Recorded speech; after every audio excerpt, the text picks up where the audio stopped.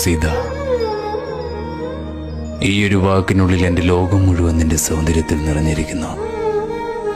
നിനക്കായുള്ള യുദ്ധത്തിൽ ജയിക്കുന്നത് ഈ രാവണനോ അതോ നിന്റെ രാമനോ? അവൻ ഇതുവരെ തോൽവി എന്തെന്നറിഞ്ഞിട്ടുണ്ടായിരുന്നില്ല. തന്നെ കൊല്ലാൻ ആഗ്രഹിക്കുന്ന ആരെയും അവൻ ജീവിച്ചിരിക്കാൻ അനുവദിച്ചിട്ടുമില്ല. എല്ലാം നേടിയവനെ ആശ എന്ന വാക്കിന്റെ യഥാർത്ഥ അർത്ഥം കാണിച്ചെന്നൊരു പെൺകുട്ടിയുടെ ഹൃദയം മാത്രം കീഴടക്കാൻ അവന് സാധിച്ചില്ല. പാവം. ഞാൻ ആരെ കുറ്റം പറയണം സീത?